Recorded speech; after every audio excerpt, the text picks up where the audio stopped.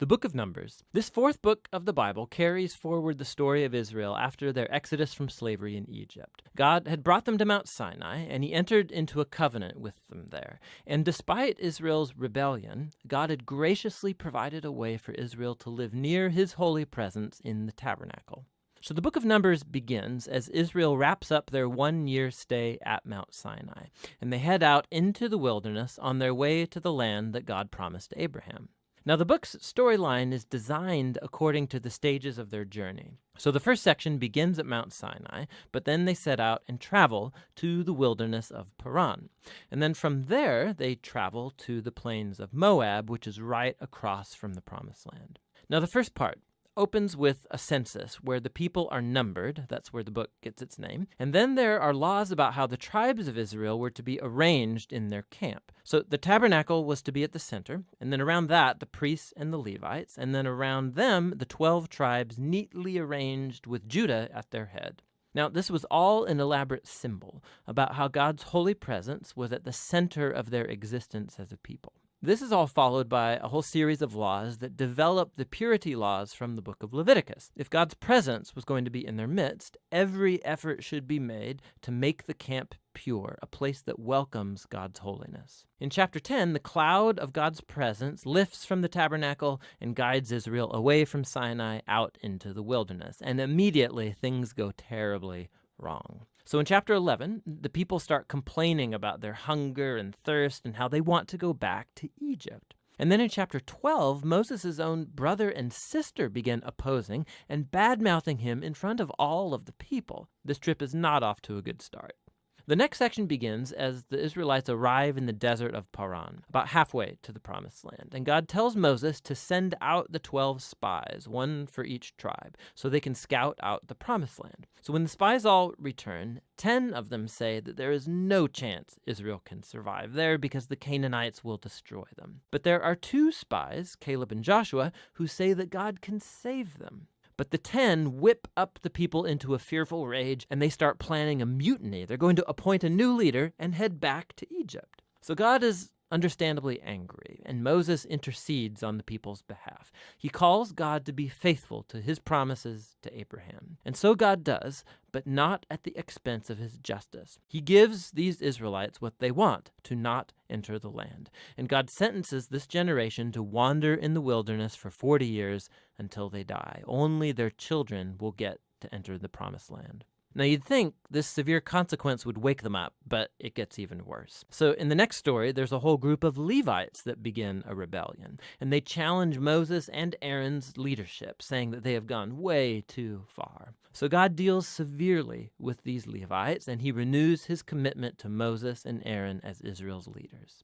Now, as they leave the region of Paran and hit the road, it goes downhill yet again. The Israelites start complaining again about their thirst, and they ask why Moses even brought them out of Egypt in the first place. So God tells Moses to speak to a rock to bring out water for all of the people. But Moses doesn't really do this. He oversteps his bounds. He hits the rock twice and then says, "You rebels, do we have to bring water out of this rock?" So Moses dishonors God by putting himself in God's place as the one who brings out the water.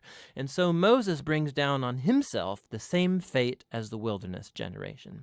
He too will die in the desert and never get to enter the Promised Land.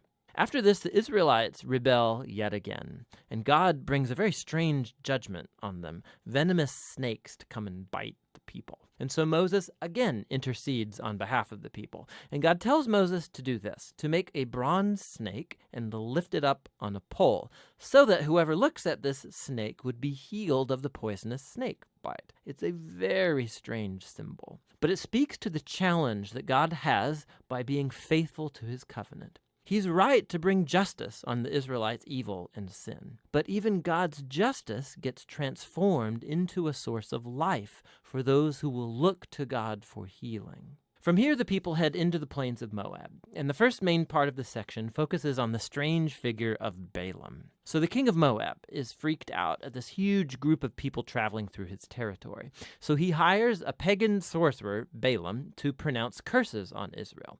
And 3 different times, Balaam finds that he cannot curse them.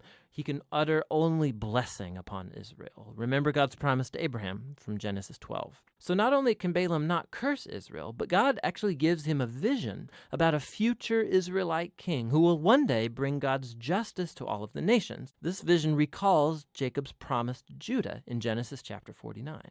Now, it's worth stopping to reflect on the flow of the book so far. The rebellion stories in the wilderness, they just heap up on one another, getting worse and worse.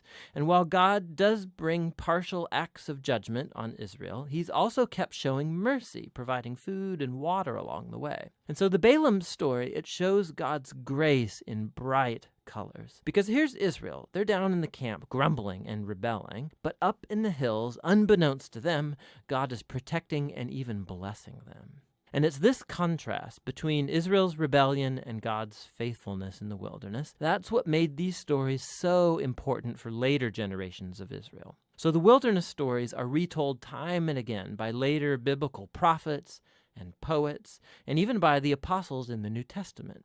And these stories always serve as a warning that while God will remain faithful to his covenant promises, he will also allow his people to walk away in rebellion and face the consequences. After this, the rest of the book focuses on the children of the wilderness generation, and they begin preparing to inherit the promised land. They take another census of the new generation, then they go on and win a number of battles with the people groups around them, and then a few tribes even begin to settle in the promised land.